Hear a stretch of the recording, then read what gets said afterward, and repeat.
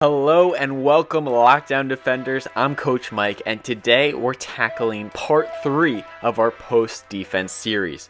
You've done everything you can, but your opponent has still managed to catch the ball in the post.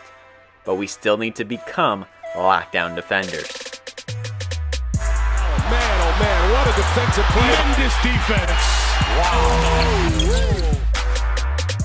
In part 1, we focused mainly on fighting for position. And in part 2, we broke down different ways to steal those post-entry passes. Now, in part 3, we're going to discuss what we can do if they still manage to get a catch, starting with the smother. First off, if you've done your job in part 1 and have really battled for position, you may have forced a post catch more in the mid-range area, where the opponent is likely to go to their face-up game. This is the moment you need to realize the advantage has swung back in your favor.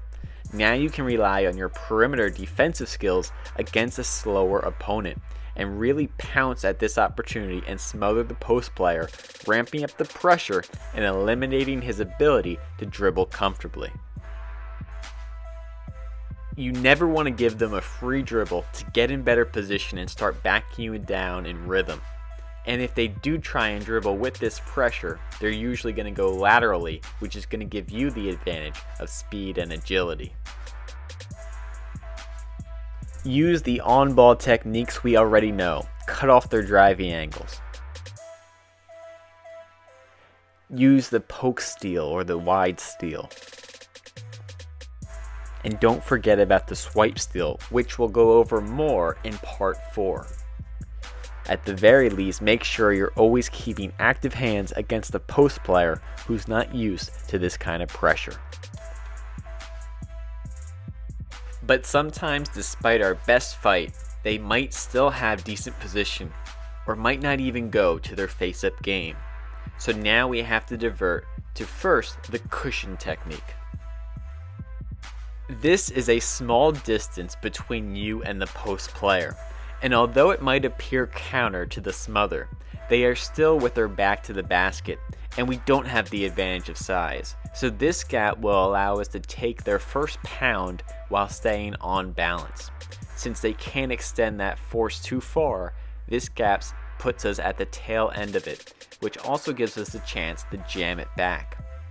Whereas if we were to smother the back of a mismatch, we'll be driven back off balance and at the mercy of their power and force. But if we're going to cushion, we need to best learn how to take that contact. We need to chest it, or take the contact with our upper body. A lot of players make the mistake of taking the contact with their hips.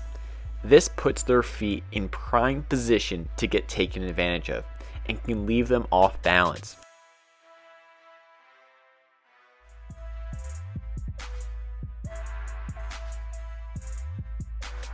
By taking the hit with your upper body, your feet remain in space with room to keep your balance and defend.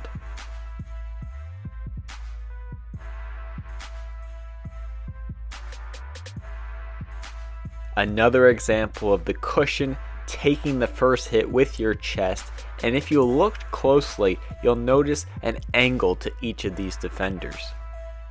This lean is going to be important for 2 reasons. One, it's going to give you great leverage in holding your ground, but also it's going to put your upper body and chest right in position to take that first contact. And finally, your feet are going to play a huge role in your post defense. First off, if your stance is too angled, like you're trying to take that contact with your first thigh, you're going to be too exposed to the drop step or a jump hook. Instead, you want your feet above and below that post player. This is going to put your chest right in line with their lead shoulder. You can see Iguodala reposition his feet here, and this is going to take away both angles of a drop step or a jump hook middle. Again, notice the stance, feet above and below the post player. Next is the activity of your feet. You want to take consistent, small, short hops to keep that position intact with that forward lean and that wide base.